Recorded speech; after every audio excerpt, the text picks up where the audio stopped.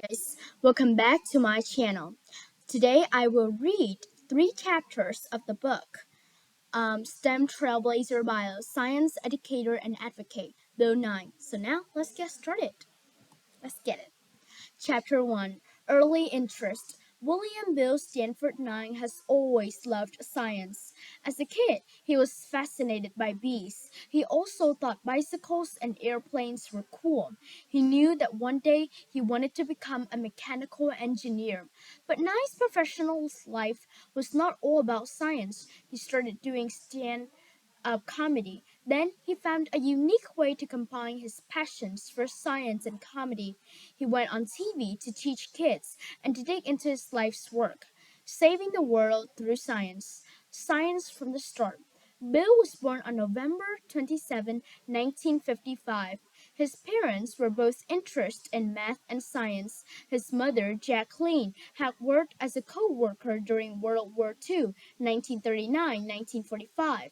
His father, Edwin, had a scientific mind and always encouraged Bill to make things.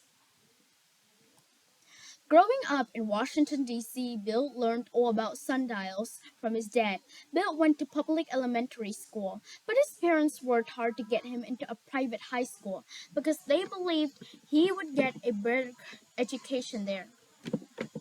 Bill worked hard too. He earned a partial scholarship to attend Sitwell Friends School. His teachers encouraged his interest in science and math. Bill poses for a photo during his senior year of high school. After graduating from Sitwell Friends School in 1973, Bill went to Cornell University in Ithaca, New York. He studied mechanical engineering. He also took an astronomy class taught by the famous scientist Carl Sagan. Bill was impressed by Sagan's lectures. He has continued to be inspired by Sagan's words throughout his career. Tactile. When you listen to Carl Sagan talk or lecture, he was eloquent. He used perfectly chosen words that were inspirational. Everything he talked about had this wonderful quality to it, this reverence for the cosmos and our place within it. Bill Nye. Chapter 2 Creating His Career. After graduating from Cornell, Nye went to work as a mechanical engineer for Boeing in Seattle, Washington. The company designs and sells airplanes and spacecraft. Nye developed a hydraulic pressure resonance suppressor tube for a 747 airplane. The tube decreased vibrations in the steering mechanism. The design took him 3 years to complete. While working at Boeing, Nye heard about a contest to find someone who looked like the comedian Steve Martin. A friend in college had told Nye he looked like the comedian, so Nye decided to enter. He won a local round of the contest and settled. Steve Martin is a popular comedian, actor, and writer. Aspiring astronaut. Throughout his career, Nye wanted to be an astronaut and travel into space. He wanted to see the world in a different way so he could work to change it. Nye applied to the astronaut program, the National Aeronautics and Space Administration, NASA, many times but was always rejected. One reason may have been that he did not have a PhD. The comedy guy. Nye did not go on to win the national contest, but he found a way to expand on his local victory. People asked Nye to act like Steve Martin at parties. He developed his own comedy material too. Nye continues to be passionate about both entertaining and helping people. For about 7 years, Nye kept his job as an engineer and pursued his hobby as a stand-up comic on the side. He enjoyed making people laugh. Nye also saw a link between science and comedy. Both were about giving to people. Giving to people. As an engineer, Nye created things that made people's lives easier. As a comedian, he improved people's lives by making them feel better. In 1986, Nye's career took a sharp turn toward comedy.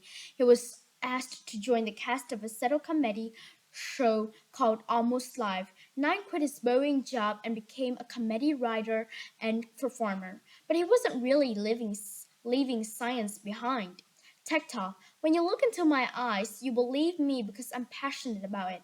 It's very interesting to me. There's nothing cooler than science. Bill Nye. Chapter 3. The Science Guy. One day, Nine learned during a writers' meeting that an episode of Almost Live was going to be short by 6 minutes. They needed something to fill the extra time, so the host suggested that take those minutes to teach science. He said Nine could be Bill Nye the Science Guy. Bill loved the idea. Suddenly, he had a catchy new nickname that described his mission and his personality perfectly. By 1993, Nye had his own show on Seattle's PBS station. It was called Bill Nye the Science Guy, starring Bill Nye.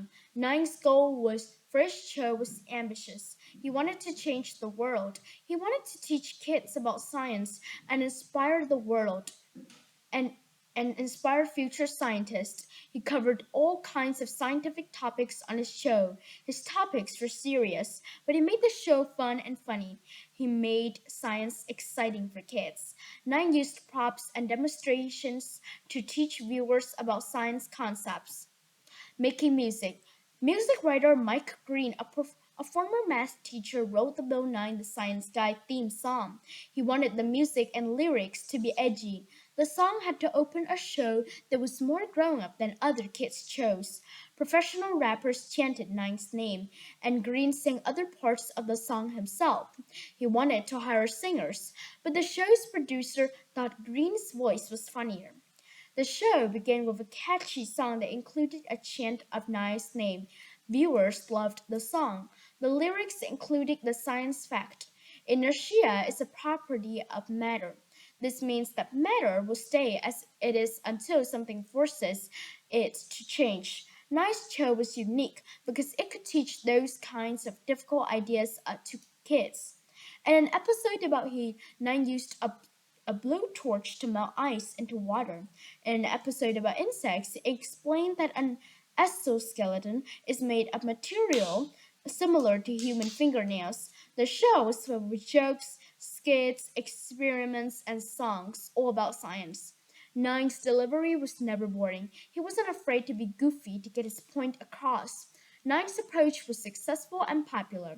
His show ran for 5 seasons, from 1993 to 1998.